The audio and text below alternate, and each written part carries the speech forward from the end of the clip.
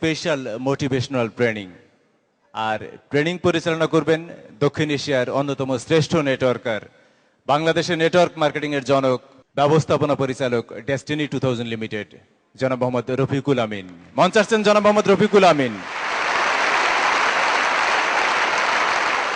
Don't let anybody steal your dream. কাউকে আপনার স্বপ্ন চুরি করতে দিয়েন না, বা কারো দ্বারা আপনার স্বপ্ন চুরি হতে দিয়েন না।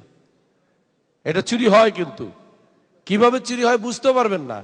আপনি যখন এখান থেকে যাবেন, গিয়ে স্বপ্নের কথা বলবেন যে আমার মনে হচ্ছে আমি এটা করতে পারবো, আমি করব, তখন একচোট হাসবে, প্রচন্ড রকমের একটা হাসি দিবে। সে হাসিতে আপনার কানে শব্দ খান খান হয়ে যাবে। তখন আপনি কি করবেন জানেন? ওই শিয়ালের থেকে শুনে কাক যেমন হাড্ডি ছেড়ে দিছে মুখ থেকে, শিয়াল যখন বলছে না যে কি সুন্দর পাখি, দেখতে কি চমৎকার, আমার মনে হয় খুব ভালো গান টান পারে, না জানি পাখিটা বোবা মনে হয়, তখন কাক হাড্ডিটা ছেড়ে দিয়েছিল কেন? বোবা যে না প্রমাণ করার জন্য। আপনি এই পাগলামিটা করেন না। আপনাকে এমন কিছু কথা বলবে যে আপনি লজ্জায় কাজে ছেড়ে দিবেন। একটা জিনিস দেখেন, আমরা কাজ করে খেতে চাই না, আমরা ভিক্ষা করতে, ধার করতে বেশি পছন্দ করি। যিনি আপনাকে বুদ্ধি দেয় উনি আপনাকে কিন্তু কাজ দিতে পারে না।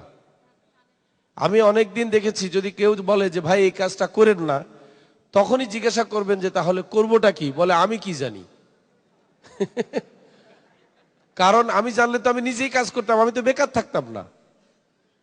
সো যারা এই সমস্ত কথা বলে, তারা কেন বলে? এর কারণ আছে। মনে করেন স্বপ্নটা কোনো একটা বিল্ডিং এর একটা ছাদ, একতলায় ধরি, আর আপনারা দুজন লোক মাটিতে দাঁড়িয়ে আছেন। আমি অপরচুনিটি নামের একটা লেডার, একটা মই লাগাই দিয়ে বললাম কি উপরে যান, উপরে ভালো জায়গা আছে, সেটা আপনার স্বপ্নের জায়গা। তা আপনি যখন মই বায়ে উঠতে গেলেন, পাশের জন বলে যে ভাই ওখানে যায়েন না, ধরা খাবেন। এর কারণ কি জানেন? সে তার অ্যাসোসিয়েশন ভাঙতে চায় না। আপনি চলে গেলে সে একা হয়ে যাবে। সে বেকার অ্যাসোসিয়েশন কাকে নিয়ে চালাবে? তাই এখান থেকে কেউ কাজ করুক সে চায় না, তাই সে বলে ওখানে যায়েন না।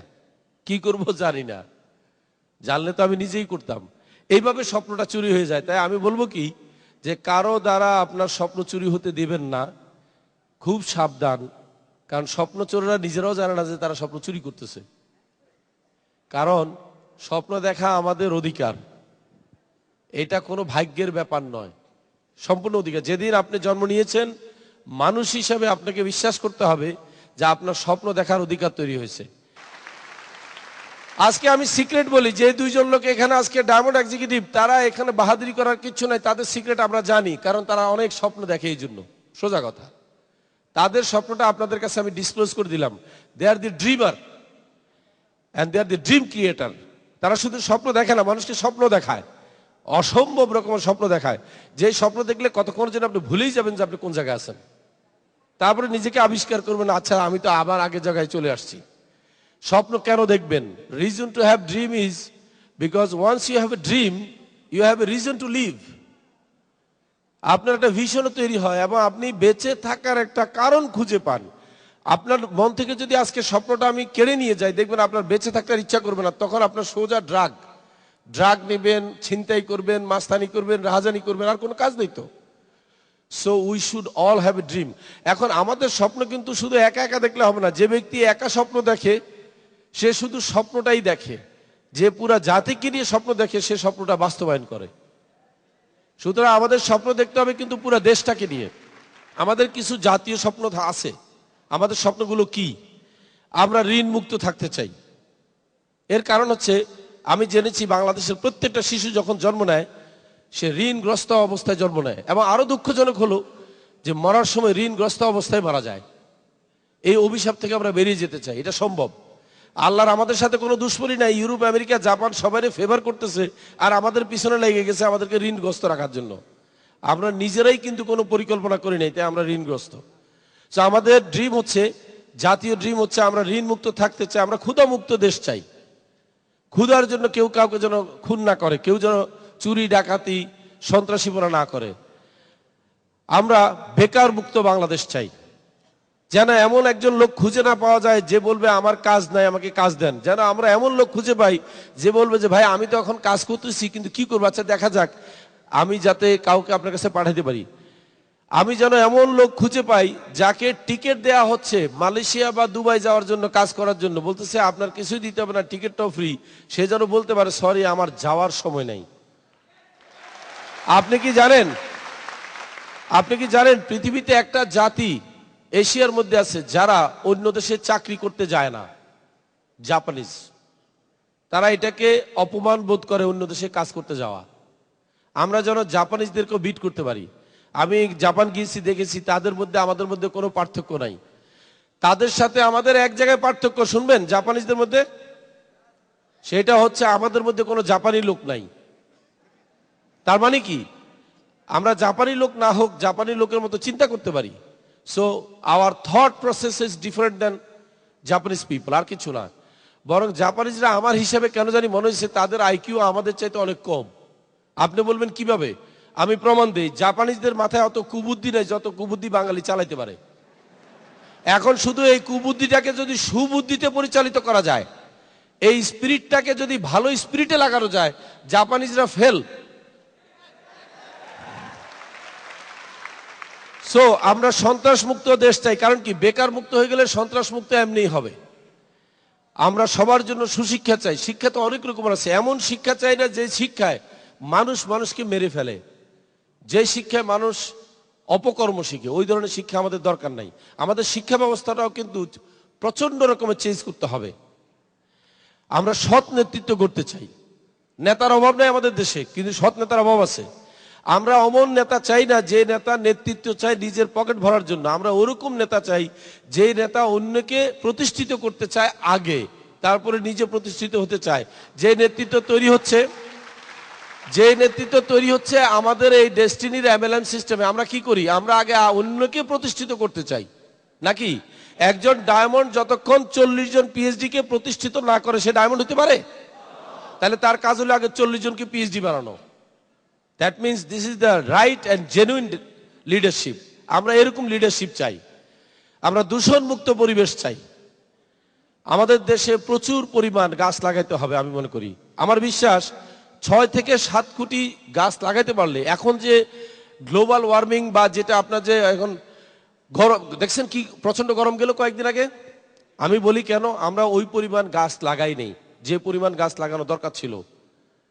গাছ লাগালে দুইটা কাজ হয়, কিন্তু একটা হলো পয়সা আসে আর একটা হলো সওয়াব হয়। শুনছেন বোধ হয় যে একটা এরকম হাদিস আছে, তোমরা গাছের চারা নিয়ে দাঁড়ায় থেকে যদি দেখো কিয়ামত শুরু হয়েছে, গাছের চারাটা আগে লাগাও। আমি অবশ্যই হাদিসটা দেখেছি ইয়েতে, রাজারবাগ পুলিশ লাইনের এখানে পড়তেছিলাম একদিন। আমি বললাম যে দারুণ তো। সবার জন্য সুস্বাস্থ্য চাই। এমন স্বাস্থ্য চাই না যে স্বাস্থ্য কন্টিনিউয়াসলি আমাকে হাসপাতাল বাড়ি করবে। সারা দেশে এত হাসপাতালের দরকার নাই। আমরা দেখতে চাই কি, ডাক্তার অবশ্যই থাকবে, পুষ্টির ডাক্তার থাকবে যিনি পুষ্টিবিদ্যা দিবেন। তিনি শিখাবেন কি খেতে হবে, কি মেডিসিন নিতে হবে, তা নয়। আমরা ওই ধরনের স্বাস্থ্য চাই, স্বাস্থ্যসেবা। প্রতিশ্রুতিশীল জাতি করতে চাই, যাদের একটা কমিটমেন্ট থাকতে হবে, যাদের একটা নিজের কাছে নিজের জবাবদিহিতা থাকতে হবে। আপনার কথা কেউ আরেকজনের বলতে যাবে কেন? কেন আপনি আরেকজনের কাছে জবাবদিহি করতে যাবেন? আপনি নিজের কাছে নিজে জবাবদিহি করেন, তখনই হবে কি জানেন, প্রতিশ্রুতিশীল জাতি। আমাদের বিচার যেন অন্য কেউ করার আগে আমরা নিজের বিচার নিজে করতে পারি, এই জিনিসটা আমরা চাই। এবং সবচেয়ে বড় কথা হচ্ছে আমরা একটা দুর্নীতিমুক্ত জাতি করতে চাই, এবং সম্ভব। আমাদেরকে 5 বার দুর্নীতিবাদ জাতি হিসাবে ক্রেস্ট দেওয়া হয়েছে, নাকি? আমরা একই 5 বার শ্রেষ্ঠ জাতি হিসাবে ক্রেস্ট চাই। এটা কোনো অসম্ভব চিন্তা নয়, এটা কোনো অসম্ভব কাজ নয়। জাস্ট চিন্তা করাটা হচ্ছে অসম্ভব। আমরা যদি চিন্তা করি আমরা এটা অর্জন করতে পারবো। আমার পক্ষে 17টা জাতি 21টা দেশ গড়ার সুযোগ হয়েছে। আমি কোথাও দেখি নাই যে somebody is more intellectual than us। আমাদের চাইতে ইন্টেলেকচুয়াল কারণ জাতিকে আমি দেখি নাই। বরং এমন কিছু জাতি আমি পেয়েছি যারা এই এলাকায় থাকে, ওই গুলশান কি করে যেতে হয় বলতে পারে না, এবং তার দেশের প্রধানমন্ত্রীকে জানে না। আমি কানাডাতে একদিন কল্প করছিলাম ইলেকশনের দিন, বলতেই পারে না প্রধানমন্ত্রীকে। জিজ্ঞাসা করেছি তুমি কি এই দেশে মাইগ্রেট? বলে না, আমি এখানে জন্ম নিয়েছি। সে একটা একটা স্টেশনে, ট্রেন স্টেশনে আছে, আরেকটা স্টেশনে জীবনও যায়নি, জীবনের জন্য যায়নি। আমরা তো অতটা অথর্ব না। বাঙালি এত এক্সপার্ট, আপনি একজন রিক্সাওয়ালা জিজ্ঞাসা করেন যদি সে রাজনীতির উপর 1 ঘন্টা লেকচার দিতে পারে। অথচ ওইসব দেশের নির্বাচন হলে বলতেই পারে না যে কবে নির্বাচন হয়েছে। দেশের প্রাইম মিনিস্টার, তার মানে কি সব দিক দিয়ে কিন্তু আমরা চৌকস। শুধু এই চৌকস বৃত্তিটা আমাদের কাজে লাগাতে হবে, অনুভব করতে হবে যে আমাদের মধ্যে প্রতিভা আছে, বিকাশ নাই, এই জিনিসটা বুঝতে হবে। তাহলে এটা হচ্ছে আমাদের জাতীয় স্বপ্ন। এখন আসেন আমরা আরেকটু ছোটোর মধ্যে আসি, আমাদের corporate dream and individual dream. Corporate dream হচ্ছে আমাদের কোম্পানির কিছু ড্রিম আছে আপনাদেরকে নিয়ে, দেশকে নিয়ে, আবার আপনাদেরও কিছু ড্রিম থাকা উচিত যেটা আমাদের সাথে সমন্বয় থাকবে। আগে চলেন আমরা কর্পোরেট ড্রিম নিয়ে কথা বলি। কর্পোরেট ড্রিম কি? আজ থেকে অনেক বছর আগে 2005 সালে প্রথম এই স্টেজেই আমরা ঘোষণা দিয়েছিলাম যে আগামী 7 বছরের মধ্যে আমরা বাংলাদেশকে বেকার মুক্ত করবো, এরকম একটা ঘোষণা দিয়েছিলাম। দ্যাট ওয়াজ 2005 সাল। এখন তো অনেকদিন চলে আসলো, হাতে মাত্র আছে 3.5 বছরের মতো প্রায়। সময় মনে হচ্ছে কম, সময় কিন্তু কম না। আমরা যদি সংখ্যায় গণি সময় যথেষ্ট আছে। তাই আমাদেরকে কি করতে হবে? আমাদেরকে আরো কিছু ড্রিম বাস্তবায়ন করতে হবে। এতগুলো লোকের যদি কর্মসংস্থান সৃষ্টি করতে হয়, প্রথম যে কাজটা আমাদের করতে হবে, দেশব্যাপী প্রশিক্ষণ কেন্দ্র চালু করতে হবে, ট্রেনিং সেন্টার, এবং সকল ধরনের ফ্যাসিলিটি তৈরি করতে হবে। আমরা ডিজিটাল কোম্পানি বানাইতে চাই, যেখানে সবকিছু আসবে একটা মোবাইল ফোনের মধ্যে, ফিঙ্গার টিপের মধ্যে। Why should you have a hell lots of file? আপনার এত ফাইল, কাগজপত্র, টেবিল দরকার নাই। আপনার অফিস হোক, একটা মোবাইল ফোনের মধ্যে, পকেটের মধ্যে থাকবে অফিস। যখনই অফিসের কাজ দরকার বের করবেন আর কাজ করবেন। আমরা ওই ধরনের কোম্পানি সৃষ্টি করতে চাই, অ্যান্ড দ্যাট ইজ পসিবল। তাই এটার জন্য কি করতে হবে? 500টি জায়গায় 481টি উপজেলা আছে, প্রত্যেক জায়গায় আমরা ট্রেনিং সেন্টার খুলব, সকল ধরনের ফ্যাসিলিটি তৈরি করব। আমরা সেখানে কাস্টমার সার্ভিস, গ্রাহক তথ্য কেন্দ্র, গ্রাহক সেবা সব ওখানে তৈরি হবে, এবং সেটার কার্যক্রম কিন্তু ইতিমধ্যে চালু হয়ে গেছে। এবং আমাদের জুলাই 1 তারিখ থেকে সমস্ত রেজিস্ট্রেশন হবে অনলাইন, কাগজপত্র আর লেখালেখি বাদ। আমরা অনলাইনে এন্ট্রি দেব, এবং যে যার অবস্থান থেকে অনলাইনে এন্ট্রি দেবে। কিভাবে দেবে? প্রথমে আপনি পণ্যটা কিনবেন, প্রথমে জয়েন করার দরকার নেই, প্রথমে আপনি পণ্যটা কিনবেন, পণ্যের সাথে একটা কার্ড থাকবে, point value card. Point value কার্ডটা আপনি সংরক্ষণ করে এবার আপনি চলে যাবেন 3 থেকে 4 বার সেমিনার দেখবেন, কোথায় আছে ডিস্ট্রিবিউটর খবর নেবেন। সেমিনার দেখার পরে সিদ্ধান্ত নেবেন যে whether you want to be distributor or not. Most of the cases আপনি রাজি হবেন আমি জানি, কারণ ইনকাম চায় না কে? একটি লোক আইনে দিতে পারবেন না যে লোক ইনকাম চায় না। সে যখন কনসেপ্টটা ক্লিয়ার হবে তখন অনলাইনে রেজিস্ট্রেশন করে ফেলবেন, এবং সাথে সাথে তার customer ID number, CID number, dean number তৈরি হয়ে যাবে। একটা ফর্মও আউটস্ট্যান্ডিং হবে না, একটা ফর্মের টাকাও কেউ মারতে পারবে না। এবং মজার ব্যাপার হচ্ছে, যেই দিন শেষ দিন, মানে ক্লোজিং ডেট যেটাকে আমরা বলি, ক্লোজিং ডেটের পরের দিনই কিন্তু স্টেটমেন্ট বের করা যাবে। তার মানে কোম্পানির কাছে 1 সপ্তাহের সেলস ভলিউমও থাকবে না। আমরা এটাই চাই, আমাদের কাছে কোনো কিছু আমরা রাখতে চাই না। বিকজ আমরা যদি তাড়াতাড়ি, আমরা কিন্তু একটা জিনিস জানি, যত তাড়াতাড়ি ডিস্ট্রিবিউটর হাতে টাকা দেওয়া যাবে তত তাড়াতাড়ি তারা দিয়ে খরচ করানো যাবে। এটা ঠিক তো নাকি? The sales volume will be ফাস্টার।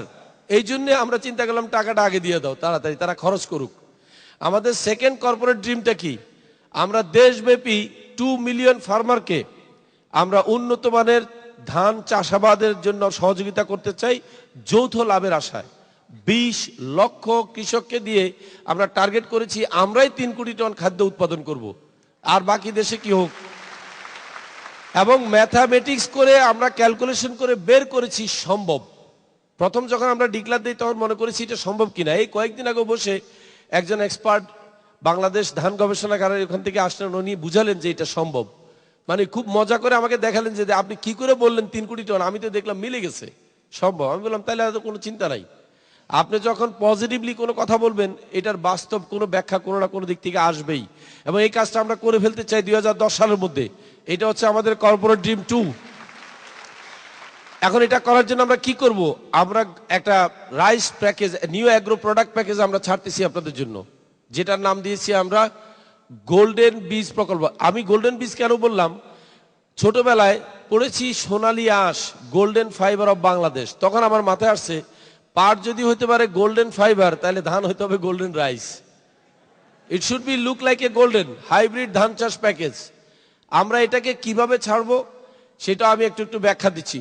প্রথমে আমরা দেখাই যে পাইলট প্রজেক্ট যেটা করলাম সেটার একটা চিত্র আমি আপনাদেরকে দেখাচ্ছি। আমরা কিন্তু 6 থেকে 7টা জায়গায় পাইলট প্রজেক্ট শুরু করেছি গত নভেম্বরে। এখন ধানগুলো কিন্তু কাটার সময় আসছে। আমরা অ্যাকচুয়ালি মাত্র গতকালকে অনুমোদন দিয়েছি যে ধানগুলো কেটে তারপর সেটা স্থানীয় বাজারে বিক্রি করে আমাদেরকে খবর দেন। পাইলট প্রজেক্ট কিন্তু আপনাদেরকে জানাই নেই। কেন পাইলট প্রজেক্ট করেছি? আমরা দেখতে চাইছি আমরা যেটা করতে চাই সেটা আসলে বাস্তবে সম্ভব কিনা। তা আমাদের পরিচালকদের মধ্যে ভাগাভাগি করে পাইলট প্রজেক্ট নিয়ে গেছে। সব পরিচালকরা, চেয়ারম্যান সাহেব, গোফরান সাহেব, ওই ফরিদ সাহেব, এনারা ভাগ ভাগ করে নিয়ে গেছে। মজার ব্যাপার হচ্ছে চেয়ারম্যান সাহেব নিজে সরাসরি ওনার প্রজেক্টের কিছু ফটোগ্রাফ আমাদেরকে দিয়েছেন, গোল্ডেন রাইস পাইলট প্রজেক্ট, যেখানে উনি দাঁড়িয়ে আছে, আপনারা দেখতেছেন।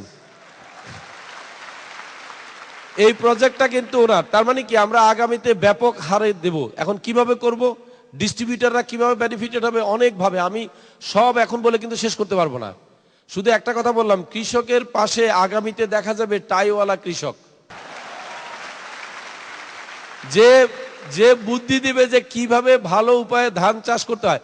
আপনি জানেন, আর কিছু না, কৃষকের পাশে ওরকম একটা শিক্ষিত লোক দাঁড়ালে এমনি তার মনে কিন্তু জোর চলে আসবে যে আমার হবেই ফলন। এবার আমি যশোর গিয়ে আরেকটা প্রজেক্ট দেখে আসছিলাম, যখন যশোর গিয়েছিলাম।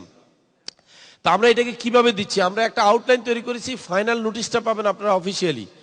নিউ অ্যাগ্রো প্যাকেজে আমরা একটা কোড দিয়েছি আপনাদেরকে। কোড নাম্বার হচ্ছে 919, যেটার কোড হচ্ছে আপনার D2K। তারপরে কি হচ্ছে, হাইব্রিড রাইস প্রজেক্ট 5 কেন? যিনি এখানে মাল্টিপারপাস কোঅপারেটিভ সোসাইটির মাধ্যমে বিনিয়োগ করবেন, তিনি 10,000 টাকা দিলে 500 পয়েন্ট পাবেন।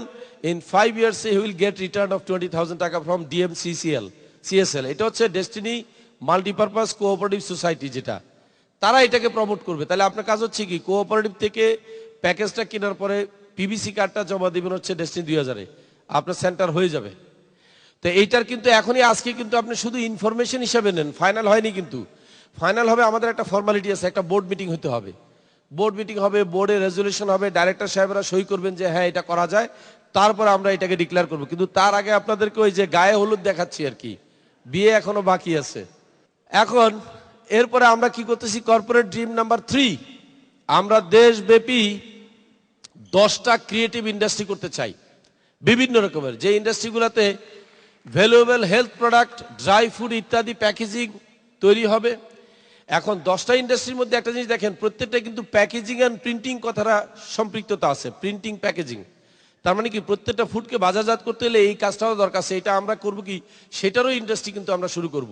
তার মানে আমাদের 1 নম্বর ইন্ডাস্ট্রি হবে প্রিন্টিং অ্যান্ড প্যাকেজিং। আগে এই 2009 থেকে কাজ শুরু হচ্ছে, 2012 সালের মধ্যে এই 10টার কাজ শেষ হতে হবে। তাই আমরা প্রথম সিলেক্ট করেছি Destiny will set up Destiny printing and packaging industry by 2010।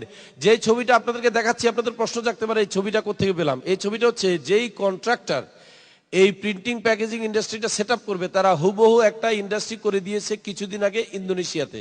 ওইটার ছবি আমাদেরকে পাঠিয়েছে, আমরা বলছি ওইটারই হুবহু কার্বন কপি তোমরা আমাদেরকে বানিয়ে দেবা। তাহলে রিসার্চের দরকার নাই, পিপি নতুন করে তৈরি করার দরকার নাই। শুধু পার্থক্য হচ্ছে, আজ থেকে 3 বছর আগে ইন্দোনেশিয়াতে যখন এই ইন্ডাস্ট্রিটা করে দেয়, তখন এটার প্রিন্টিং ক্যাপাসিটি ছিল প্রতি মিনিটে 144 মিটার, তাই না? 144 মিটার, কিন্তু মানে সেকেন্ডে প্রায় 2.5 থেকে 3 মিটার, 2.5 মিটারের মতো। কিন্তু বর্তমানে যে মেশিনারিজটা আমাদেরকে টেকনোলজি দেয়া হচ্ছে, সেইটাতে আপনার প্রতি সেকেন্ডে প্রিন্ট হবে 4.5 মিটার, মানে প্রতি মিনিটে 250 মিটার। এবং আরেকটা কথা বলি, এত বড় ইন্ডাস্ট্রিটা চালাবে মাত্র 6 থেকে 7 জন এমপ্লয়ি। এইটা হলো সবচেয়ে মানে ফুললি অটোমেটেড, সম্পূর্ণ অটোমেটিক ইয়ে। এবং আমরা এটা দিয়ে শুরু করতেছি আগে ইন্ডাস্ট্রি যাত্রা। এখন প্রশ্ন আছে, আমরা এই খবরটা আপনাদেরকে দিচ্ছি কেন? এইটার একটা ক্ষুদ্র মালিকানায় আমরা আপনাদেরকে নিয়ে আসবো ডেস্টিনি কোঅপারেটিভ সোসাইটির মাধ্যমে। কারণ সেখানেও কিন্তু আপনাদের মালিকানা থাকবে। কিভাবে থাকবে, যখন হাউস মিটিং হবে তখন আপনারা জানতে পারবেন, লিডারদের থেকে, লিডাররা আপনাদের কাছে ব্যাখ্যা করবে। তো এটা হচ্ছে আমাদের 3 নম্বর কর্পোরেট ড্রিম। আমাদের 4 নম্বর কর্পোরেট ড্রিম কি, দেশব্যাপী গাছ লাগাইতে হবে 6 কোটি চারা গাছ। তার মধ্যে আমরা ইতিমধ্যে গত বছর 30 লক্ষ লাগিয়েছি, এই বছর 1 কোটিতে টার্গেট নিয়েছি, হয়তো 70 লক্ষ লাগাইতে পারবো। তার মানে কি, এই বছরের মধ্যে গ্যারান্টেড 1 কোটি হয়ে যাবে, আগামীতে আরো বাড়বে। এবং আমরা এই গাছ শুধু যে আকাশিক গামারি লাগাবো তা নয়, আমরা আরো নতুন কিছু সংবাদ আপনাদেরকে দিচ্ছি। সেটা হচ্ছে আধুনিক হাইব্রিড পাউলেরিয়া ট্রিও আমরা লাগাবো চায়না থেকে এনে, যেটা মাত্র 6 বছরে কিন্তু ফলন পরিণত হয়। 6 বছরে গাছটা কেটে ফেলা যায়। এখন এই গাছটার 3 রকমের অ্যাডভান্টেজ আছে। একটা হচ্ছে গাছের পাতা অনেক বড় বড়, যে কারণে অক্সিজেন তৈরি করে খুব বেশি, অনেক বেশি অক্সিজেন তৈরি করে এবং কার্বন রিডাকশন করে। সেকেন্ড হচ্ছে এটার যে ফুল, এই ফুলের থেকে মধু হয়। এবং এই পুরো প্রজেক্টটা করবে কে? ডেস্টিনি ট্রি প্ল্যান্টেশন কোম্পানি, যেটা একটি বহুমুখী বৃক্ষায়ন প্রকল্প। এখন এই গাছের আরো একটা অ্যাডভান্টেজ আছে, এইটা হচ্ছে anti fire. Anti fire wood হচ্ছে এরকম যে আপনি এই গাছটা 477 ডিগ্রি সেলসিয়াসও কিন্তু ইয়েতে পড়ায় না, আগুনে পড়ায় না। এই হচ্ছে আপনার 90 দিনের মানে 3 মাসের বয়সের গাছের চারা কত বড় দেখেন। পাতাগুলো যদি দেখেন বুঝবেন যে কি পরিমাণ অক্সিজেন তৈরি করে। এবং 7 বছরের গাছের সাইজ দেখেন আর 27 বছরের গাছের সাইজ দেখেন। এবং এই গাছটা অনেক লাইট, অনেক হালকা। এই গাছ দিয়ে যেটা হয়, খেলাধুলার সরঞ্জামাদি যেমন ক্রিকেটের আপনার ব্যাট, ব্যাডমিন্টনের র্যাকেট ইত্যাদি, এবং অনেক ভালো ভালো ফেন্সি ফার্নিচার ডেভেলপ করা যায়।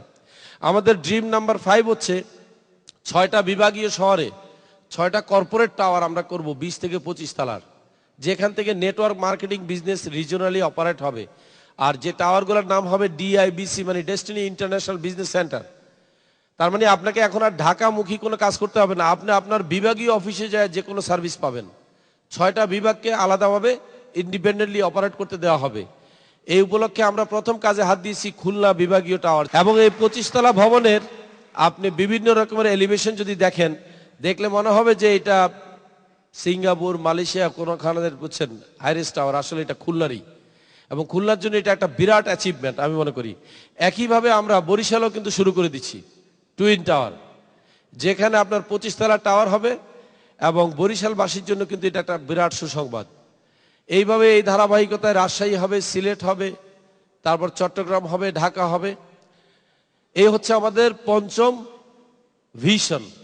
আমাদের ষষ্ঠ ভিশন হচ্ছে 6টা বিভাগীয় শহরে আমরা হাসপাতাল করতে চাই। কি ধরনের হাসপাতাল? অ্যাফোর্ডেবল চিকিৎসার জন্য। এবং আমরা মেডিকেল কার্ড সিস্টেম চালু করে দেব, ডিস্ট্রিবিউটাররাও মেডিকেল কার্ডের আওতায় একটা রিজনেবল ডিসকাউন্ট পাবে। এবং ধরেন মনে করেন আপনার যদি 100 টাকা খরচ হয়, আপনি 25 টাকা পকেট থেকে দিবেন, 75 টাকা আপনি সিস্টেম থেকে বেনিফিট পাবেন। এবং এই সিস্টেমটা এইটাকে আমরা 2012 সালের মধ্যে 6টা হাসপাতালে কাজ শেষ করতে চাই। একটার অলরেডি শুরু হয়েছে টঙ্গীতে, 28.5 বিঘা জায়গার উপরে আমরা একটা মেডিকেল কলেজ হাসপাতাল করতে যাচ্ছি, যেটার উদ্বোধন করলেন ভিত্তিপ্রস্তর স্থাপনের আমাদের গ্রুপের president lieutenant general M Harunur Rashid. এরপরে খুলনাতেও জায়গা নেওয়া হয়ে গেছে, বরিশালও প্রক্রিয়াধীন, বিভিন্ন জায়গায় প্রক্রিয়াধীন। সব জায়গায় আরেকটা কথা বলে রাখি, ডিস্ট্রিবিউটররাই কিন্তু ক্ষুদ্র মালিকানায় আসবে সব জায়গায়।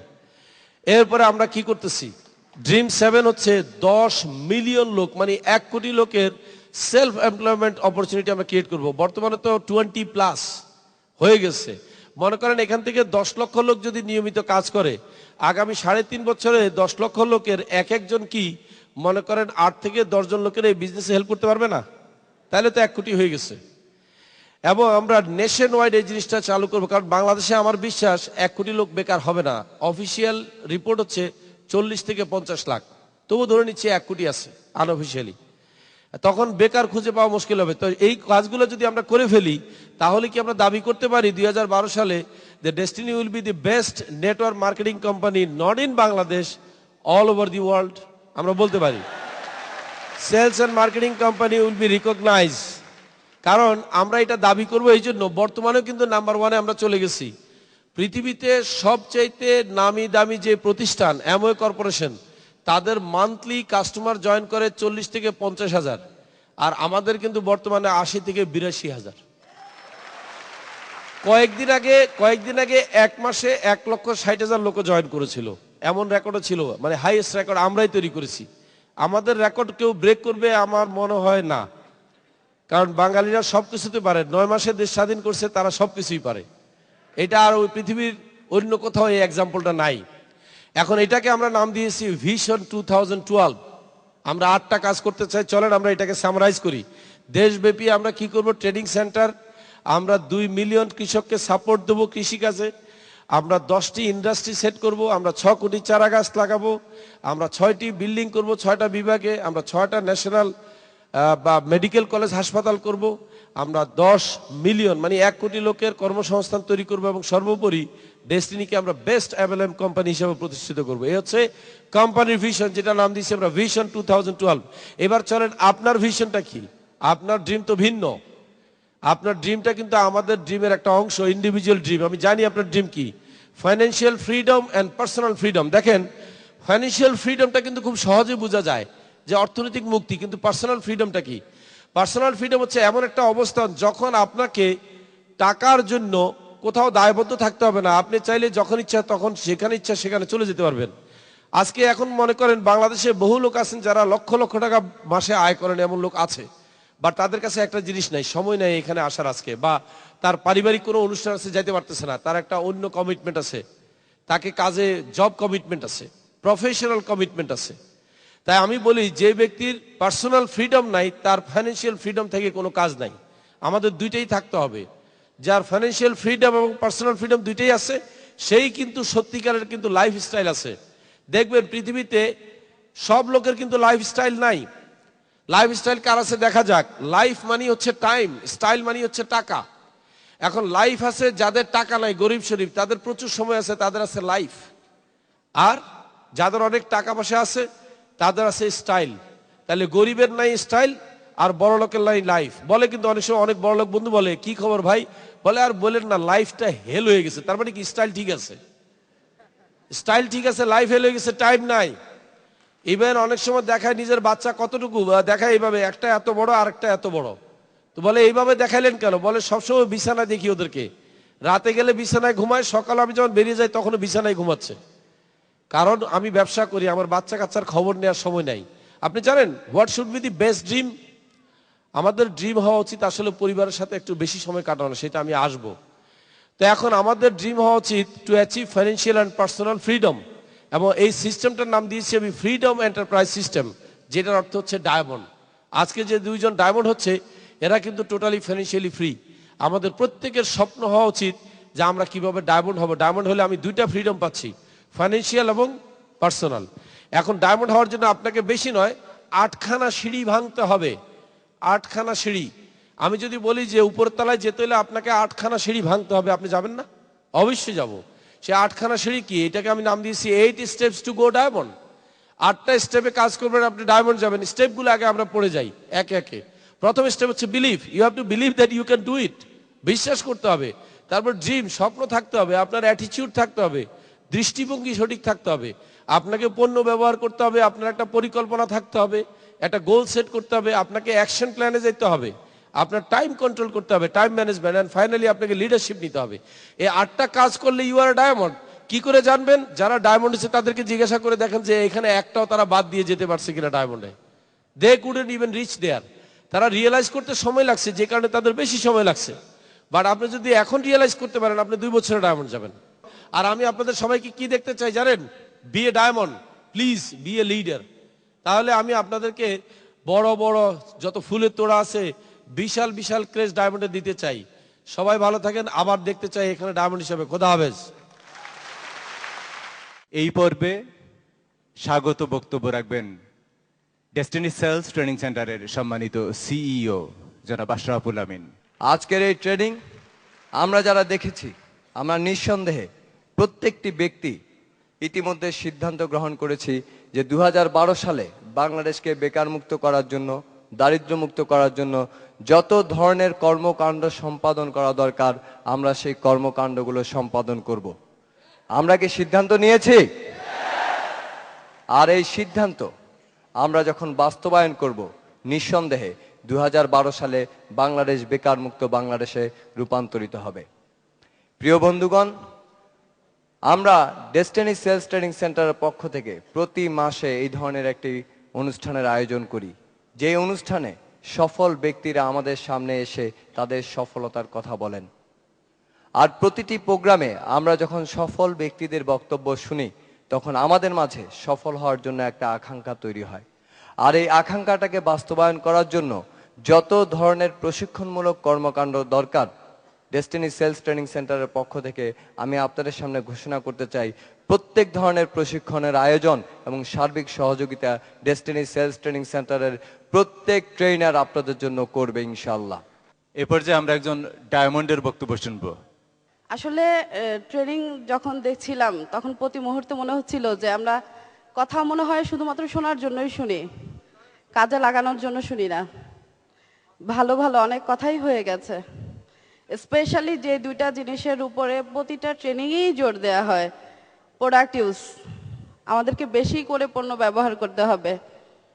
আজকে যারা ডায়মন্ড হয়েছে, আপনারা হয়তো বিশ্বাস করবেন না অনেকে, এরা কিন্তু সবাই, একেবারে সবাই আমাদের কোম্পানির প্রোডাক্ট এত পরিমাণে ব্যবহার করে। এমডি সাহেব যখন বলতেছিল যে স্টার্টার্ড, সকালবেলার আপনার জুসটা বা চাটা ডেস্টিনির হতে হবে, প্রতিটা ফ্যামিলিতে যায় দেখবেন যারা সবাই কিন্তু ডেস্টিনির প্রোডাক্ট ইউজ করে। ডেস্টিনির প্রোডাক্ট যদি আপনি ইউজ না করেন, আপনি কিভাবে বলবেন? এটার গুণগত মান সম্বন্ধে আপনাকে জানতে হবে আগে। এর জন্য আগে নিজে ব্যবহার করে তারপর আপনি এটা মার্কেটিং করবেন। আমাদের মাঝে এই মুহূর্তে সংক্ষিপ্ত শুভেচ্ছা বক্তব্য নিয়ে আসছেন ডায়মন্ড এক্সিকিউটিভ জনাব আজাদ রহমান। ডায়মন্ড হলে কেমন লাগে, এরা একটু পর অনুভূতি ব্যক্ত করবেন। আমি শুধু আপনাদেরকে উদ্দেশ্য করে বলবো, আপনারা কি শুধু শুনতে আসছেন নাকি একসময় বলবেন এরকম প্রিপারেশন নিতে আসছেন? ডায়মন্ড হবেন? ফাইন, তাহলে তো ডায়মন্ড হয়ে গেছেন। মানুষ যখন হজ করতে যায়, আপনি একটা জিনিস চিন্তা করে দেখেন, মানুষ কি মক্কা শরীফে পৌঁছানোর পর হজ শুরু হয় নাকি বাসা থেকে বের হওয়ার সাথে সাথে হজ শুরু হয়? বাসা থেকে বের হওয়ার সাথে সাথে। যদি আরেকটু কারেকশন করে বলি তাহলে বলবো নিয়াত করার সাথে সাথে, রাইট? দেখেন, নিয়াত করার সাথে সাথে, বাসা থেকে বের হওয়ার সাথে সাথে যদি হজ শুরু হয়, আজকে আপনারা ডায়মন্ড সেলিব্রেশন প্রোগ্রামে অলরেডি এই হলে আসছেন, তার মানে কি অলরেডি প্রমাণ হয়ে গেছে আপনারা ডায়মন্ড হয়ে গেছেন। মঞ্চে আসছেন সাইদুল ইসলাম খান রুবেল। আমাদের সময় কাজ করাটা একটু টাফ ছিল। আমরা 40 জন বা 50 জনকে দেখানোর পরে একজন হ্যাঁ বলেছে আর বাকি 49 জনই না বলেছে। শুধুই না না, আরো অনেক কিছু বলেছে। আর এখন রেশিও হলো 10 জনকে দেখালে 8 জন হ্যাঁ বলে আর 2 জন না বলে। তো কাজেই আমাদের যেটা 6 বছর লাগছে সেটা আপনাদের এখন লাগবে 3 বছর, যেটা আজকের প্ল্যানে দেখানো হয়েছে। ইনশাল্লাহ 2011 মধ্যে এখানে যারা আছেন সকলেই ডায়মন্ড এক্সিকিউটিভ হবেন। যদি আপনি কাজ করেন, আর কাজ যদি না করেন, মানে আপনি কাজ করেন আর না করেন 2011 আসবেই। অর্থাৎ যদি না করেন তাহলে এটুকু বলবো যে 2011তে আপনি আফসোস করবেন যে কেন আমি কাজ করলাম না। একই রুমে ছিলাম, আজকে উনি কাজ করে ডায়মন্ড আর উনি গাড়িতে চড়তেছে, আমি গাড়ি নিতে পারলাম না। তো আমি নিজেকেও একজন সুখী ব্যক্তি হিসেবে দাবি করি, বাংলাদেশের মধ্যে একজন শ্রেষ্ঠ সুখী ব্যক্তি হিসেবে দাবি করি এই ডেস্টিনি 2000 লিমিটেডের বদৌলতে। এবার আমাদের সেই কাঙ্ক্ষিত সেলিব্রেশন পর্ব। আমরা দুজন ব্র্যান্ড নিউ ডায়মন্ড এক্সিকিউটিভকে মহামূল্যবান গাড়ির চাবি, ক্রেস্ট এবং সার্টিফিকেট তুলে দিতে যাচ্ছি।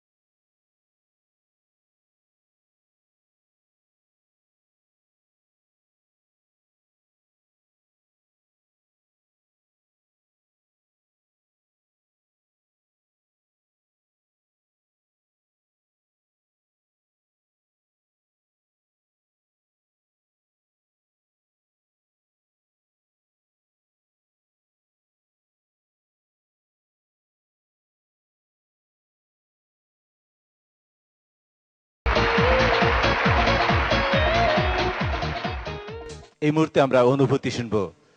প্রথমেই আনোয়ার শাহ চৌধুরী টিপুর। আমি ট্রেডিশনাল সিস্টেমে 6 বছর যে বিজনেস করছি, এর মধ্যে 3টা বিজনেস করছি। আমার প্রথম বিজনেস ছিল 1996-এর স্টক মার্কেটের বিজনেস।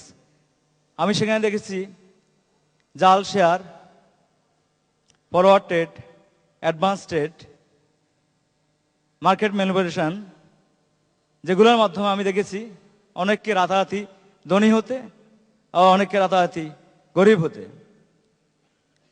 বন্ধুগণ, সেই বিজনেস ত্যাগ করি। তারপর আমি শুরু করি পলিথিন বিজনেস, পলিথিন ফ্যাক্টরি করি। সেই ফ্যাক্টরিতে সে একই কায়দায় একইভাবে শুভঙ্করে পাখি দেওয়া হয়। সেটা কিরকম? যে দামে বা যে মূল্যে আপনি র মেটেরিয়াল বা কাঁচামাল কিনলেন, সে একই দামে ফিনিশ গুডস অথবা উৎপাদিত পণ্য অর্থাৎ পলিথিনের ব্যাগ আপনি সেল করবেন, আপনার প্রফিট হয়। প্রফিট কোত্থেকে হয়? ট্যাক্স ফাঁকি দিবেন, ব্যাট ফাঁকি দিবেন, গণনা কম দিবেন, শ্রমিকের উপযুক্ত মজুরি ফাঁকি দিবেন, এটা হলো আপনার প্রফিট। আমার কাছে যেন মনে হয়েছে এই তিনটা বিজনেস থেকে সম্পূর্ণ সাংঘর্ষিক আল্লাহর ঘোষণার সাথে। তখন আমি বিষম দুশ্চিন্তার মধ্যে পড়ে যাই যে আমি কি করব। আমি বিজনেস করতে এসেছি এই অবস্থা, এখন আমি কোথায় যাব? ঠিক সেই মুহূর্তে আমার দাদা মাওলানা আবুল বাসার সাহেব, মরহুম মাওলানা আবুল বাসার সাহেব খুব একজন কামের লোক ছিলেন, দিনদার ফরজগার সুফি টাইপের মানুষ। স্বপ্নের মাধ্যমে উনি আমাকে ইঙ্গিত দেন, আমাদের প্রথম যে অফিসটা ছিল চৌধুরী কমপ্লেক্স, 15 পুরানা পল্টন চৌধুরী কমপ্লেক্স, সেই বিল্ডিংয়ের ছাদে উনি দাঁড়ানো, আমাকে হাতছানি দিয়ে ডাকলেন, ডেকে বললেন, চিন্তার কোনো কারণ নাই, এখানে তোমার একটা ব্যবস্থা হবে। প্রথম অবস্থায় কিছু পাবা না, কিন্তু পরে এত কিছু পাবা যা জীবনে কল্পনা করো নাই। আমার সুযোগ্য বন্ধু আকলাসুর রহমান রাতুল তার এক সপ্তাহের মাঝে মাল্টি লেভেল মার্কেটিং এর দাওয়াত নিয়ে আমার কাছে আসে। আমি প্রথমে প্রোগ্রাম দেখার পর ডিনাই করি এবং 3 মাসে উপযুক্ত ফলো আপে রাখে। তখন আমার ওয়াইফ বিরক্ত হয়ে বলে, চলো দেখি আমরা দুজনে একসাথে বিজনেসটা দেখি, আসলে প্রোগ্রামটা কি, প্ল্যানটা কি। তখন আমার ওয়াইফ সহ আমি একসাথে আমার প্ল্যানটা দেখলাম। দেখার পর আমার ওয়াইফ বলল, তুমি যে মানসিকতার মানুষ, তোমার জন্য এই বিজনেস স্পিড আছে শতভাগ, তুমি এটা শুরু করো, তুমি অনেক ভালো করো, আমার বিশ্বাস। আমার ওয়াইফে আগ্রহ দেখে আমি জয়েন করলাম। জয়েন করার পর প্রত্যেকটা মানুষের মধ্যে একটা মানসিক দুরবস্থা শুরু হয়ে যায় যদি তাকে সঠিকভাবে ব্যাপটিজম বা কানে আজান বা উলুলোধ্বনি অথবা আমরা যেটা বলি ওয়ার্কিং প্ল্যান এটা না দেওয়া হয়। তো আমারও সে একই অবস্থা। ইন দ্য মিন টাইম আমি ট্রেনিংয়ে বসলাম। ট্রেনিংয়ে বসে আজকের যে এমডি স্যার, তখন এমডি স্যার ছিলেন না, মোহাম্মদ রফিকুল আহমেদ স্যার, ওনার বেশ কয়েকটা ট্রেনিংয়ে বসলাম। বসার পর আমার কাছে মনে হলো আমি তো কোনো ট্রেনিংয়ে বসি নাই, আমি যেন বসছি কোনো এক জাদুঘরের সামনে। এই কি মানুষ, উনি এইসব কথাবার্তা কীভাবে বলে? জীবনে এতগুলো ক্লাস করলাম, ক্লাস 1 টু মাস্টার্স, এই জাতীয় টিচার তো কখনো দেখিনি, ইনি কোত্থেকে আসলো? তারপর একবার আমার ভিতরে একটা ড্রিম সৃষ্টি হয়। সেটা এরকম, যেরকম নতুন একজন ডিস্ট্রিবিউটর একটা কাজে যোগদান করার পরে সে চিন্তা করে, ইস অমুকের সাথে কেন আমার জয়েন হলো না, তমুকের সাথে জয়েন করলে তো আমি অনেক করতে পারতাম, আমার আপলাইন তো ভালো না। তো আমার ভিতরে এই বিষয়টা কাজ করতেছিল যে আমি যদি স্যারের সাথে জয়েন করতে পারতাম। দেখুন আমার চাওয়াটা কিরকম ছিল। আল্লামা ইকবালের সে 2টা লাইন না বললে নহে, খুদি কো কর বুলন্দ না কে হাত তাকদীর সে পেলে খোদা বান্দা সে খুদ পুছে বাতা তেরি রেজা কে হায়। অর্থাৎ তুমি তোমার আত্মশক্তিকে এতটুকু বলিয়ান করো, স্বয়ং খোদা তোমার রিজিক লিখার আগে তোমার জিজ্ঞাসা করবে, বলো তুমি কি চাও। আমার ব্যাপারে যেন আমার হচ্ছে না সেই বিষয়টা হয়ে গেল। আমার সুযোগ্য আপলাইন মোসাদ্দেক আলী খান পরবর্তী পরিস্থিতির কারণে আমার একটা ব্যবস্থা হয়ে গেল। মোহাম্মদ রফিকুল আমিন স্যার একটা সেন্টার ওখানে বসে গেল। আমি কৃতজ্ঞতা পাওয়া শুধু আবার আমার আপলাইন মোসাদ্দেক আলী খানের প্রতি। বন্ধুগণ, আজকের এই স্টেজে এসেছি 2002 সনে একটা ঘটনা মনে পড়ছে। আমরা 2002 সনে আমরা যখন চৌধুরী কমপ্লেক্স ইয়েতে বসতাম 38 কাকটালে, তখন এত লোকের সমাগম, সেখানে আর বসার জায়গা হচ্ছিল না। তখন ম্যানেজমেন্ট নির্দেশ দেয় যে আপনারা বাইরে অফিস নেন, আপনারা এখানে বসবেন না, এত লোক এখানে বসতে পারবে না। দেন স্যারের পরামর্শে বিভিন্নজন বিভিন্ন দিকে অফিস খোঁজাখুঁজি শুরু করলেন, আমাদের আপলাইন হওয়া শুরু করলেন। এক পর্যায়ে ওনার নেপসন হোটেলে অফিস পেলেন। সঙ্গত কারণে আমার বাদ সাধলো, আমি সেখানে যাব না। তারপর এক পর্যায়ে স্যার আসলেন, আজকের এমডি স্যার আমার মাথায় হাত বুলিয়ে বললেন, দেখেন অন্যদের চেয়ে আমি আপনাকে ভিন্নভাবে চিনি। আমার এই পর্যন্ত যতগুলো ট্রেনিং হয়েছে আপনি সবগুলো ট্রেনিংয়ে বসছেন, আমার বিশ্বাস আপনি অনেকের চেয়ে অনেক ভালো করবেন, মেনে নেন, কাজ শুরু করে দেন। আজকে আমি ঠিকই স্টেজে আসতে পেরেছি এই বিজয়ের মঞ্চে। ধন্যবাদ স্যারকে, শুক্রিয়া আদায় করছি আল্লাহ। চমৎকার একটা অনুভূতি শুনলাম। আমার মনে হয় আরো একবার একটা জোরে তালি দেওয়া উচিত। ধন্যবাদ। আপনাদের প্রত্যেকের জন্য এরকম একটা চমৎকার দিন অপেক্ষা করে আছে।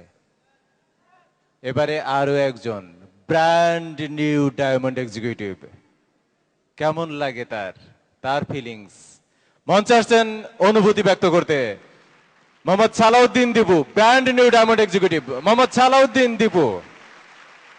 নেটওয়ার্ক মার্কেটিং আমার বহু প্রত্যাশিত আজকে আমার অ্যাচিভমেন্ট অন্যরকম একটা। যদি আপনি ফিলিংসের কথা বলেন, তা আমি অনেকদিন আগে একটা ফিলিংস বলেছিলাম, ওইটাই বলি আজকে। যখন আমার 100 সাইকেল হয়েছিল তখন আমি যে ফিলিংসটা বলেছিলাম এটা আজকেও বলবো এরকম। আপনি কল্পনা করেন এই অডিটোরিয়াম যদি একটা রসগোল্লা হয় কিরকম হবে? রসে ভাসছে টস করে, রসের মধ্যে ভাসতেছে এই অডিটোরিয়ামটা, সুন্দর এত বড় একটা রসগোল্লা। এর মাঝে একটা পিঁপড়াকে ছেড়ে দিলে সে কিরকম আনন্দিত হবে? আমি সালাউদ্দিন দীপু আজকে এরকম আনন্দিত।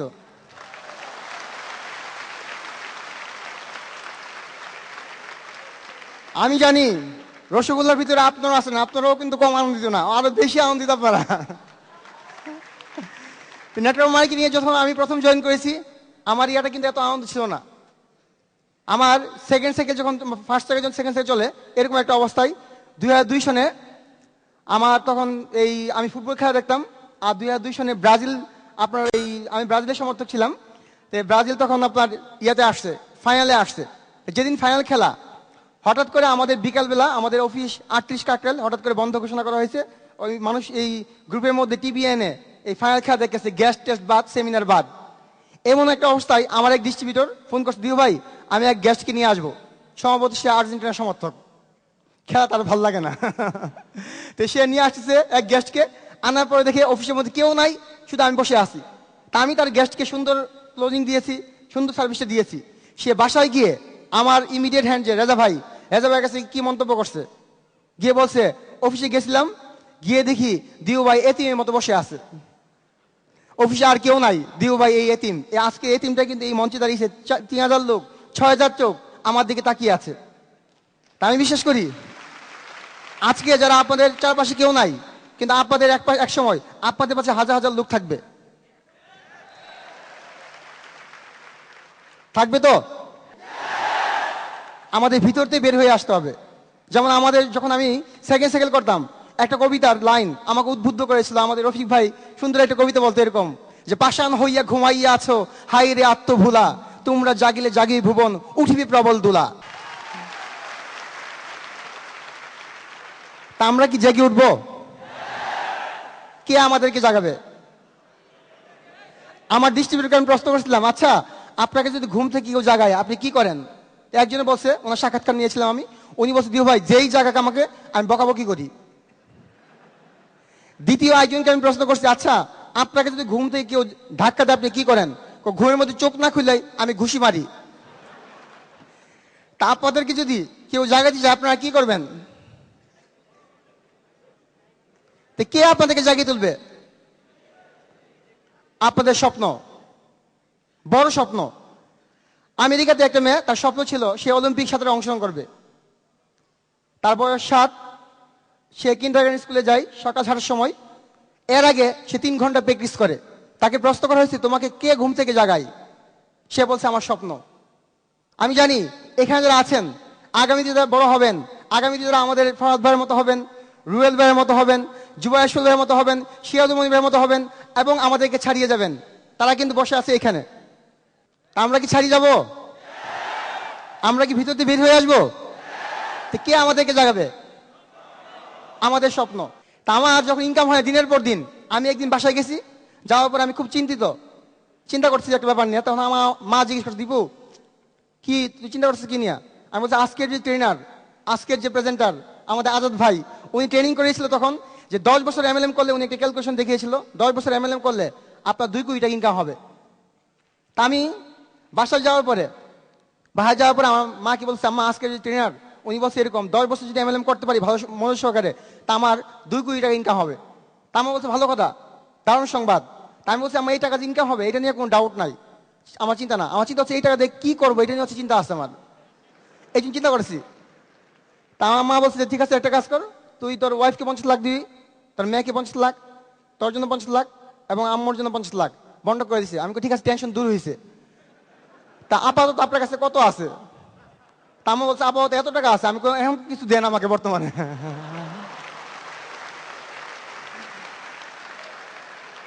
তা আমি জানি এখানে যারা আছেন আপনাদের হয়তো বা অনেকের টাকা নাই, কিন্তু আমি বলবো আপনাদের কিন্তু স্বপ্ন আছে, আছে তো নাকি?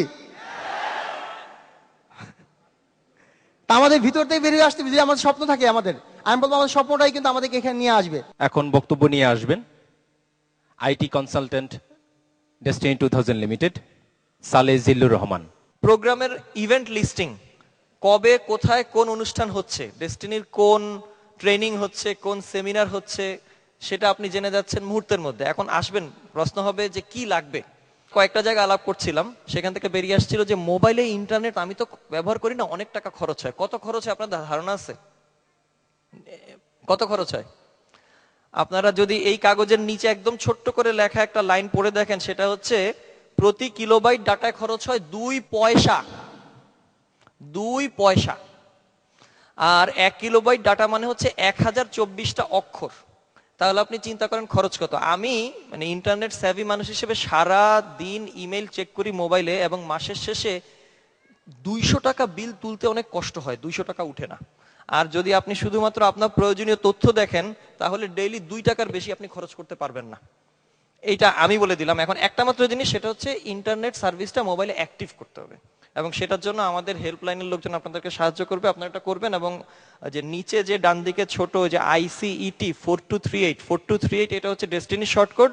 আপনাদের যাবতীয় ইনফরমেশন আপনারা এটাতে পাবেন, এখান থেকে যাবে, এবং তার জন্য প্রয়োজনীয় যে প্রযুক্তিগত ব্যবস্থা সেগুলো সব স্কাউট ভবনে বসানো হয়েছে। 24/7 আপনাদের জন্য এই সার্ভিসের দরজা উন্মুক্ত থাকবে। তো আজকে যে ভার্সনটি রিলিজ করা হচ্ছে, এটি হচ্ছে ট্রায়াল ভার্সন। এটিতে ইংরেজিতে তথ্যগুলো থাকছে, কিন্তু আগামী 20 মে আপনাদেরই আরেকটি পরবর্তী যে অনুষ্ঠান, সেই অনুষ্ঠানে আমরা প্রথমবারের মতো বাংলায় মোবাইলে ওয়েবসাইট দেখার সুযোগ নিয়ে আসবো ডেস্টিনির পরিবারের জন্য। এই মুহূর্তে বক্তব্য নিয়ে আসবেন আজকের অনুষ্ঠানের সম্মানিত বিশেষ অতিথি, দৈনিক ডেস্টিনি পত্রিকার সম্মানিত প্রধান উপদেষ্টা জনাব রফিকুল ইসলাম সরকার। ডেস্টিনি আমাদেরকে আত্মার আত্মীয় হওয়ার একটা সুযোগ করে দিয়েছে, এটা আমি বলছিলাম। টিপু দীপু আত্মার আত্মীয়, এবং আমরা কিন্তু সবাই আত্মার আত্মীয়। বাংলাদেশের 15 কোটি মানুষ একটা পরিবার। এইভাবে যদি চিন্তা করি যে এই পরিবারের একটা মানুষ অশিক্ষিত থাকবে না, এই পরিবারের একটা মানুষ স্বাস্থ্যহীন থাকবে না, এই পরিবারের একটা মানুষ বেকার থাকবে না, এবং সেই কাজটি কিন্তু মূলত ডেস্টিনি করছে। বন্ধুগণ, আত্মার আত্মীয়, আমি যখন বললাম একটু আগে, আমি রবীন্দ্রনাথের একটা কথা উনি কিন্তু চমৎকার বলেছেন কি, দেশে দেশে মোর দেশ আছে, আমি সেই দেশ নেব খুঁজিয়া, ঘরে ঘরে মোর পরমাত্মীয়, তারে আমি নেব জুজিয়া। পরবাসী আমি যে দুয়ারে চাই, তারই মাঝে মোর আছে যেন ঠাঁই, কোথা দিয়া সেথা প্রবেশিতে পাই, সন্ধান লব জুজিয়া, ঘরে ঘরে মোর পরমাত্মীয়, তাকে আমি নেব খুঁজিয়া। বন্ধুগণ, গোটা বাংলাদেশের সমস্ত মানুষ, 15 কোটি মানুষ আমাদের আত্মীয়, কেউ কিন্তু শত্রু নয়। গোটা সমাজের সমস্ত ভালো মানুষগুলোকে সংগঠিত করার, একটা উন্নত ভবিষ্যৎ তাদের জন্য সৃষ্টি করার অনন্য সাধারণ সুযোগ সৃষ্টি করেছে এই Destiny. Chief executive adviser marketing and training Mohammad Gufranul Haque. আমরা যে সেলিব্রিটি হব এবং সেলিব্রেশন নেব, এর জন্য আমাদের সকলের একটু প্রস্তুতি দরকার। আজকে দেখবেন এই দুইজন নতুন সেলিব্রিটি, আগে তো 22-23 জনের বক্তব্য শুনেছেন, আজকেও এই দুজনের কথা শুনবেন, তখন বুঝবেন যে তাদের প্রস্তুতিটা কি ছিল এবং তারা কতটুকু নিজেদেরকে তৈরি করে তারা ডায়মন্ড হয়েছে। আমিন ভাই বলেছে সবাই কিন্তু আপনারা ডায়মন্ড হয়ে গেছেন। আসলে আমিও মনে করি যে কোনো জিনিস অর্জনের প্রথম শর্তটাই হলো ইচ্ছা পোষণ করা।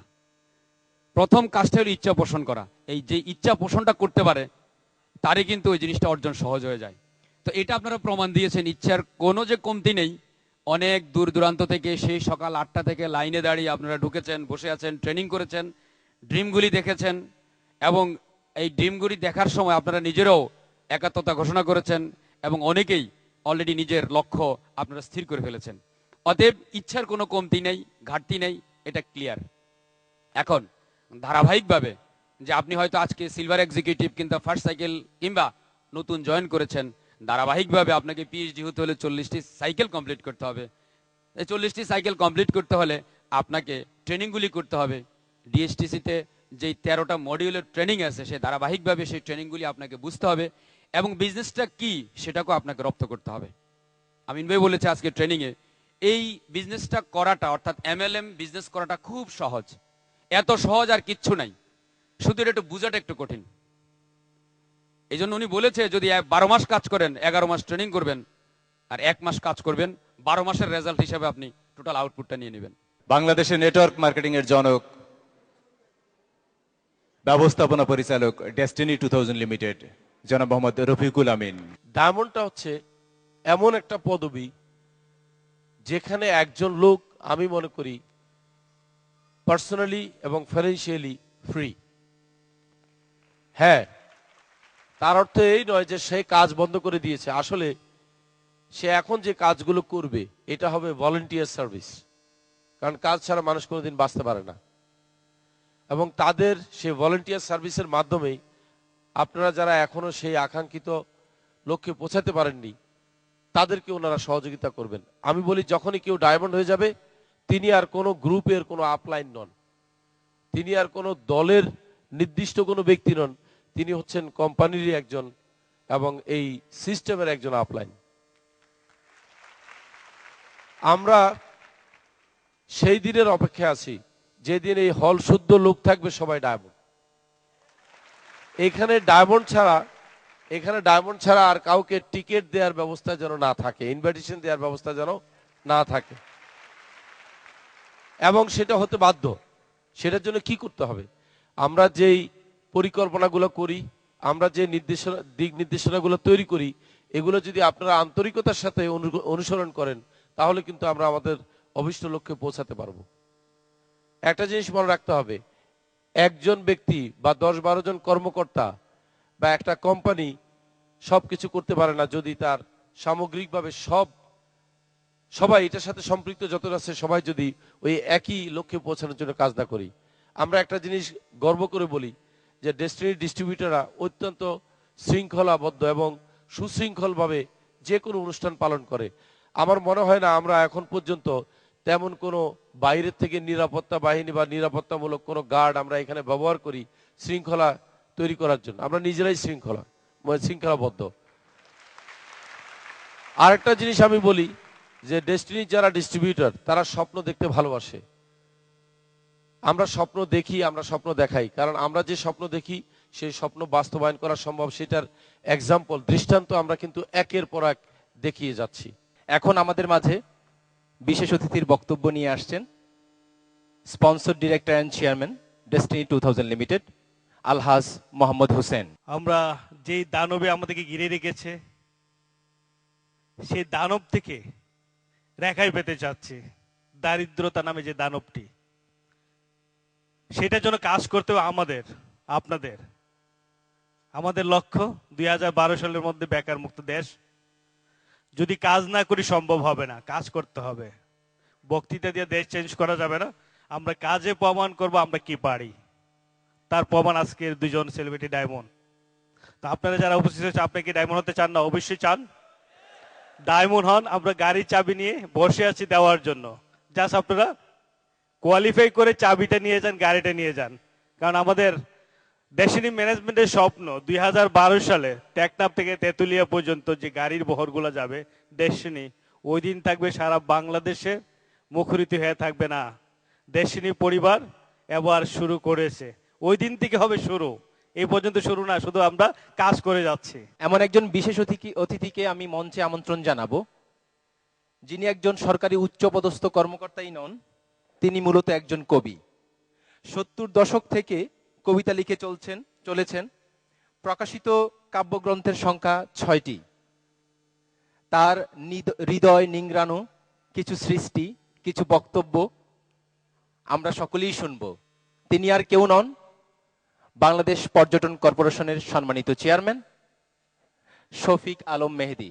আপনারা জাতি গঠনে যে উদ্যোগ নিয়েছেন, আপনারা উন্নত একটি সমাজে বাস করে একটা বিলাস বৈভবপূর্ণ জীবনের হাতছানি উপেক্ষা করে আপনারা আজকে গ্রাম বাংলার সাধারণ মানুষের মুখে শুধু হাসি ফোটানোর জন্য জীবন ব্রত রেখে আত্মনিবেদন করে যাচ্ছেন।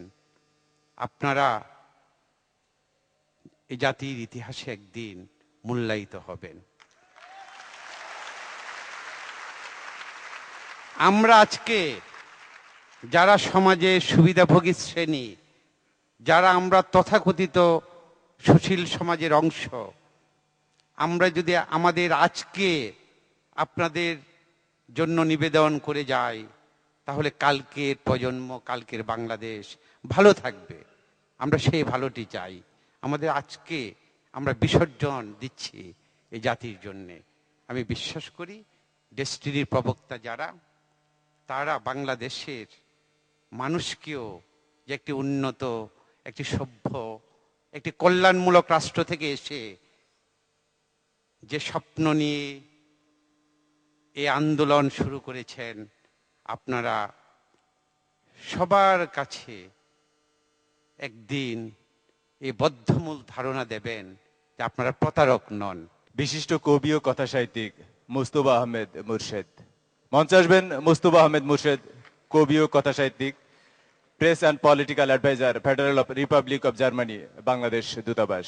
স্বপ্ন নিয়ে খেলবার উপস্থিত সব বন্ধুরা, আপনাদের প্রাণের উচ্ছ্বাস, হাততালি আর আনন্দ মুখরতা আমাকে বারবার একটা কথা ভাবাচ্ছিল যে আমি তো শব্দ নিয়ে খেলি, কবিতা গল্পে শব্দ নিয়ে খেলার মানুষ আসলে স্বপ্ন নিয়ে খেলে। কিন্তু আপনাদের উচ্ছ্বাস আমাকে মনে করিয়ে দিচ্ছিল, আমার মনে হচ্ছিল আপনাদের এই আনন্দ, সাহস আর স্বপ্ন দেখবার যে প্রক্রিয়া আমার গল্প কবিতার থেকে অনেক অনেক বেশি শক্তিশালী। ডেস্টিনির যে সামগ্রিক কর্মকাণ্ড এ সম্পর্কে আমার কোনো ধারণা ছিল না। ডেস্টিনি সম্পর্কে আমার কিংবা ডেস্টিনির সঙ্গে আমার যোগসূত্র হচ্ছে সেই পত্রিকাটা, যে পত্রিকায় কখনো আমার লেখা অথবা সাক্ষাৎকার, এতটুকুন জানালা। আজকে এসে এই অডিটোরিয়ামে আপনারা যারা হাজির হয়েছেন, তারা বাংলাদেশের প্রতিনিধিত্বমূলক সেই সব মানুষ যারা নিজেদের শক্তিশালী করতে চায়, নিজের পায়ে স্বাবলম্বী হয়ে দাঁড়াতে চায়। সুতরাং এটা একটি জনসমুদ্র, অন্ততপক্ষে আমার কাছে শক্তির নিরিখে সেইখানে দাঁড়িয়ে এই মঞ্চে আমি অবশ্যই অসম্ভব আনন্দিত বোধ করছি। আমি একটাই কথা বলবো, যে দেশে আমরা অসম্ভব স্বার্থপরের মতন শুধু নিজেদের বিষয়গুলো ভাবতে পছন্দ করি, স্বপ্ন দেখেই অনেকটা স্বার্থপরের মতন, ব্যবসাও হচ্ছে কিছুটা স্বার্থপরতা কেন্দ্রিক। কিন্তু ডেস্টিনির এই ব্যবসায়িক যে প্রক্রিয়াটা, এটা স্বার্থপরতার বাইরে অনেকগুলো মানুষ, শত হাজার লক্ষ এবং ভবিষ্যতে কোটি মানুষকে একই বন্ধনে আবদ্ধ করবার জন্যে তাদের যে সাহসী পদচারণা, পথ চলা, আমি অভিবাদন জানাই। জাতীয় অধ্যাপক ডক্টর এম আর খান। মঞ্চে আসবেন ডক্টর এম আর খান প্রধান অতিথির বক্তব্য নিয়ে। প্রথমে মনে পড়ে এই দেশের ইতিহাস, 1952 সাল ভাষা আন্দোলন। বাঙালি যেখানে তার নিজের ভাষা, তার আত্ম অধিকার পেয়েছে, সেই সময় 1971 সাল, যে সময় আমরা স্বাধিকার পেয়েছি, আমাদের স্বাধীনতা পেয়েছি। আর মনে পড়ছে 2012 সাল, যখন আমরা লোকের কাছে হাত পাতব না, আমরা নিজেরা নিজের পায়ে দাঁড়াবো।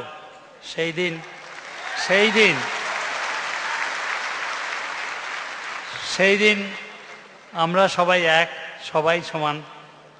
এবং সবশেষে কয়েকটা কথা বলি, শেষ করব।